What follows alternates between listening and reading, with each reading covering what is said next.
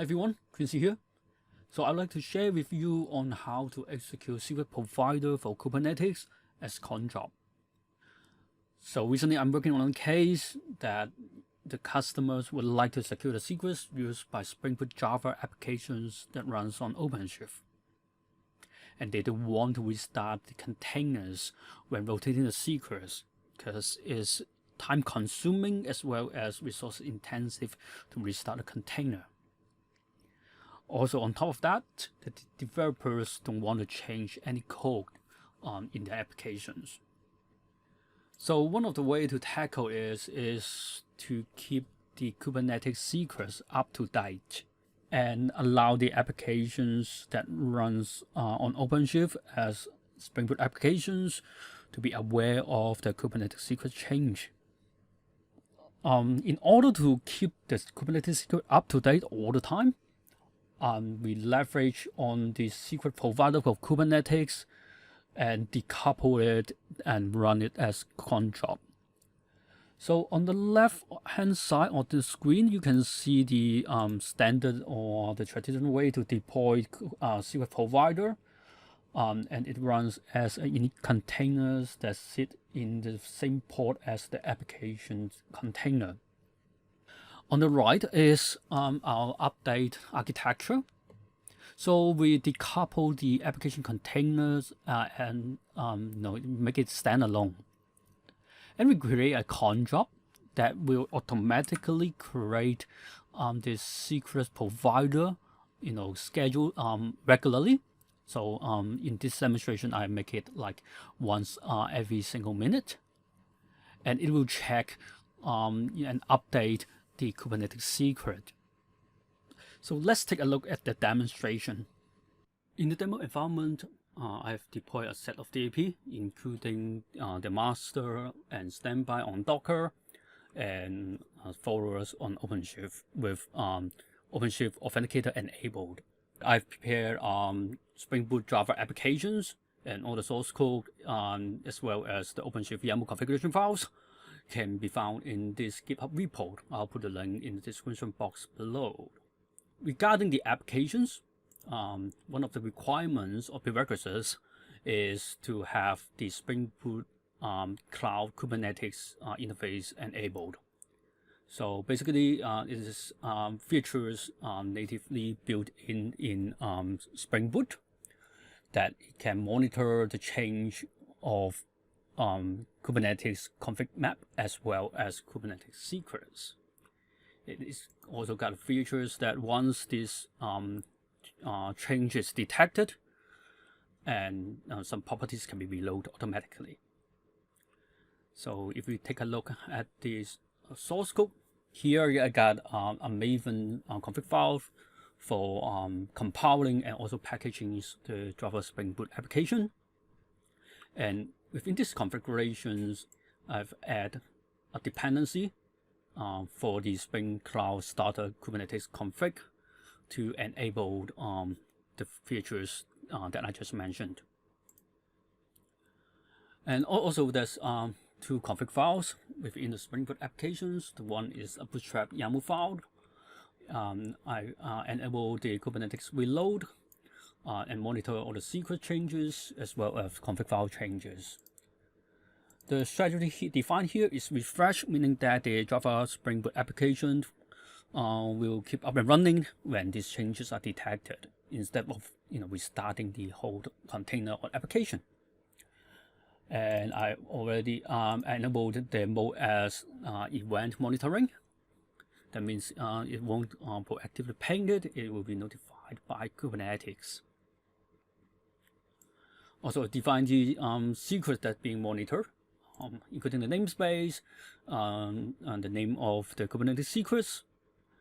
And it's enabled through the Kubernetes API, meaning that we don't need to mount the secrets as volume mount. Regarding database configurations, I've defined it inside the application properties files.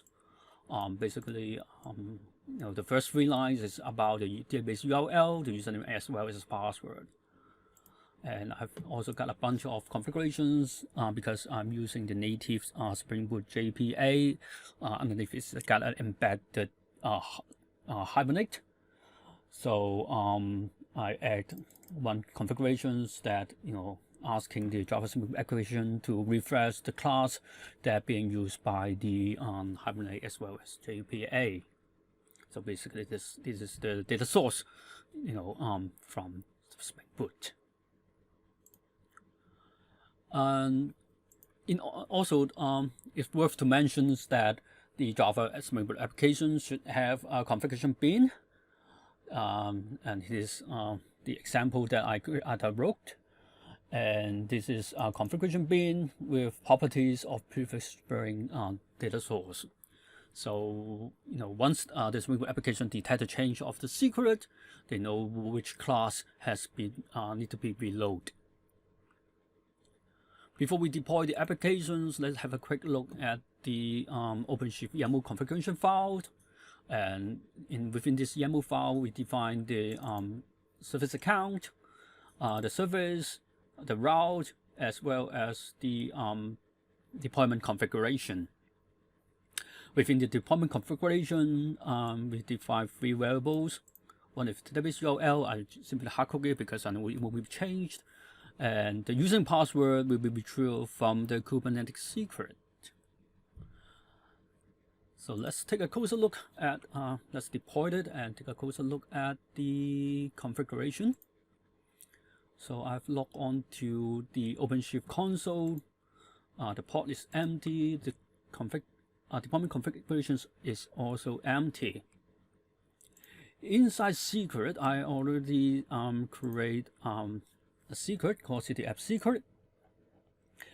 So there are 3 data there. So the key is the username as well as the password.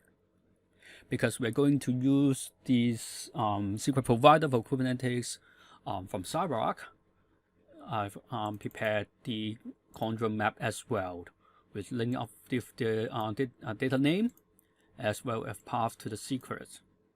So we will talk about it a little bit later. Alright, so let me go back to deployment config and start deploying this application. Let me minimize this window.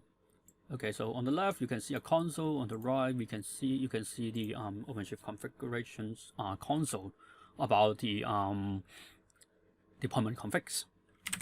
So in order to deploy these applications, there are 3 key steps. The first one is to add the roles such that the Spring Boot applications can monitor and access the secrets. So let's have a quick look at it. So I prepared a YAML file. The role is like this. So I create a role which got the get list and watch access to the config maps as well as a secret, and also binded this role to a service account which with the name of CTF secret, which is inside the namespace of CTF. So let's update this permission. Cool. Permissions update. So the next thing we need to do is to build the image and deploy it to OpenShift. In order to do that, I prepare a simple script. So basically what it does is to compile the source, package it as a jar file. Also, we will make it as a container image that will be tagged and pushed to OpenShift and back the secret. Sorry about the noise. Let me close the Teams. So let's build the application. So now we are compiling our source code into a Java applications, and we are preparing it, package it as a jar file. So one is successfully done, and we are now creating a container image, and it is being pushed to the OpenShift application. the internal registry. So it's done. So let's deploy it. So the deployment, I got a very simple deployment configuration file. We just reviewed it. So let's try to execute it. So because the deployment config is now empty, so probably the first line of the command, which is delete the deployment configuration, will raise a warning. Okay, but you can see here all the service account, the service, the route, and deployment configuration are created. On the right hand side of the screen, you can see here, the deployment configuration is created. If we look at the port, we got the deployer and the Java application port is now running. So let's look at the event, and the container is now created. If you look at the logs, you can see here the Spring Boot application is being started. So let me try to make it a bit larger, so easier to view all the content.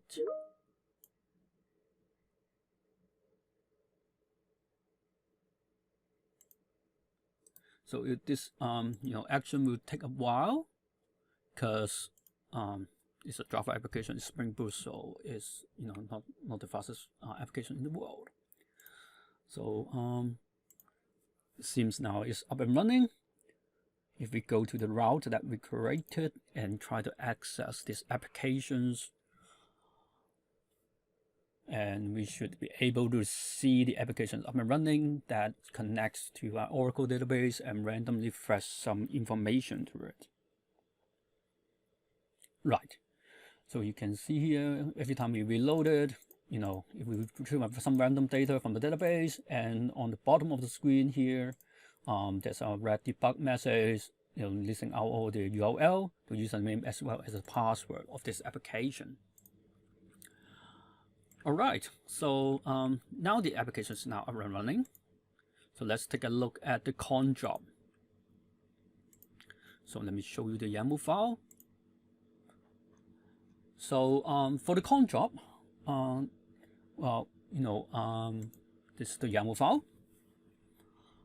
So I have prepared a few things. So this is a CronJob template, and I've prepared a schedule of it. It's just like a Unix cron job, so it means every second, every day, every hour, every week, weekdays, etc. And the concurrency policy, I put it at forbid, meaning that there will be no concurrent job being done. So say for example, if this cron job lasts for more than a minute, the next minute it won't spin up a new container for this cron job. And I want to mention that there's a service account that's being listed. I've added this service account just like what we do for the secret provider as a unique container. So we need to configure some DAP policy to enable this, to access the secret as well on OpenShift as well as DAP policies. So the image is our official secret provider image. And we specify a name of it. Again, it has to be, match the DAP policy that we configured. And for the rest of the configuration is basically the same as we configured the secret provider as a unique container, which includes the appliance URL, the account, the authentication logon, and I'm using the namespace logon. We can tighten it to service account if necessary. And we have a bunch of other configurations like the SSL certificate. Also, we have a parameter which specifies the name of the Kubernetes secret. In our case, is CTF secret. And we also got secret destination, which is the Kubernetes secrets. So this is the YAML file for the OpenShift CronJob. Let's quickly look at our DAP. Let me magnify this one. So I've already loaded all the policy. So I would like to show you the secret at this moment. The secrets right here. I got an Oracle on username and password being synced to it. And the password is now starting with C4A, which matches the one being used by the Oracle at this moment. All right, so let's deploy the policy for the deploy the CronJob. So there's a couple of things that we need to deploy. So which includes the role. That basically the same as we configured it as an init container for the secret provider. And second thing, we have already loaded the follower cert. And regarding the OpenShift secret here, as we discussed, we already loaded to our OpenShift. So let's deploy this application as CronJob to OpenShift. Alright, so let's go back to the OpenShift console. If we access CronJob right here, you can see we got a new CronJob. Hopefully it will create a new job every minute, and it in turn create a port for as the secret provider.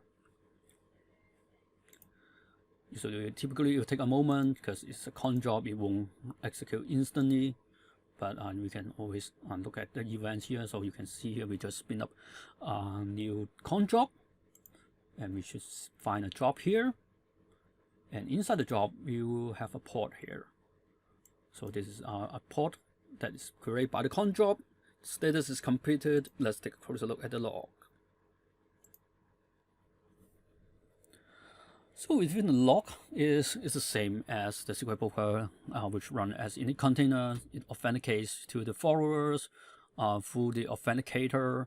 You can see here, first it's unsuccessful, but it's the second time it logs successfully, and it authenticates successfully using the namespace authentication, and it can retrieve the Kubernetes secret from the namespace, and it creates a control client that ultimately will updates the Kubernetes secret within the namespace. Okay, so that's for the CronJob deployment, and let's look at the change of the secret. So what happens when the secret is being rotated? So to do that, let me open a few more screens. That it will be easier to understand what are the changes behind the scene. Alright, so the first thing I want to look at is the CronJob itself. Let's look at the event so that we know when a new job is being executed. The second thing we want to focus on is the application itself. So if we go back to our applications, if we load the log, we should get a log from the applications, and when there is a change in the open source Kubernetes secret, that we should have some changes here. Okay, so let me make the screen a little bit readable.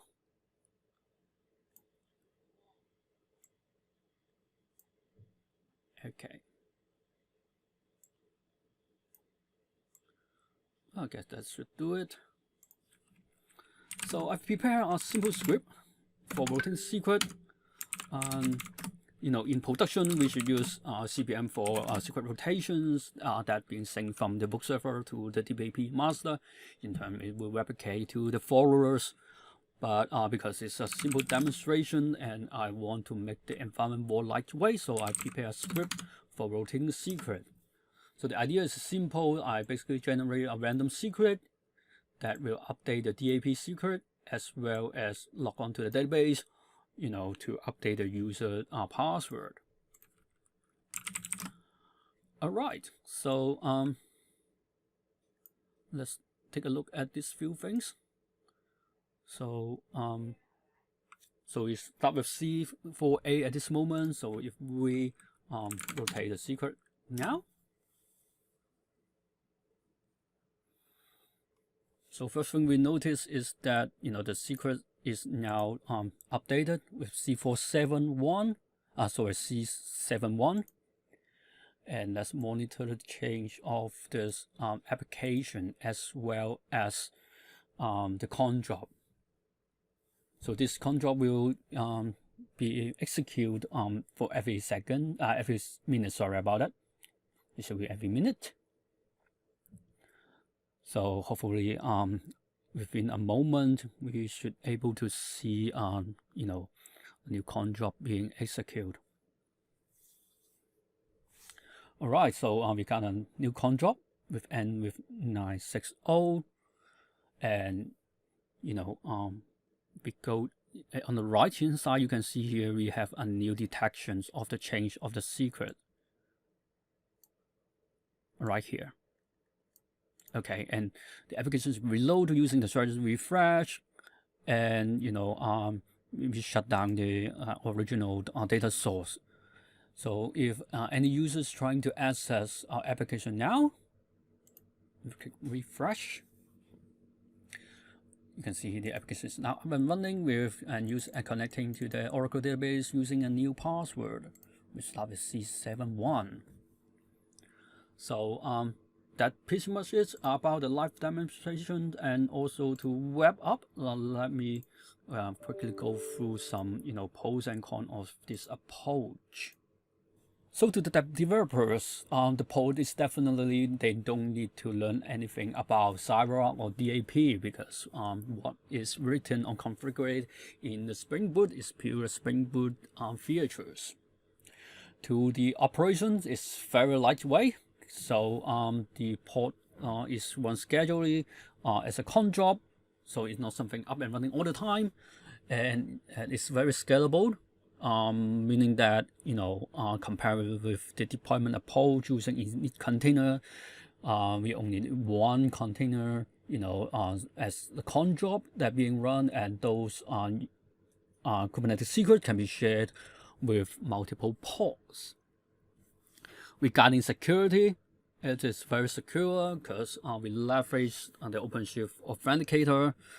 So we have all the policy and also policy enforcement in DAP, and nothing is specified. For the con, or as a prerequisite, the Spring Boot Java applications must enable the monitoring of change of secrets and also reload of the configurations. So, and this is something we need to be aware of when we are using this approach. So that's pretty much it. Thanks for watching. Have a good one. Cheers.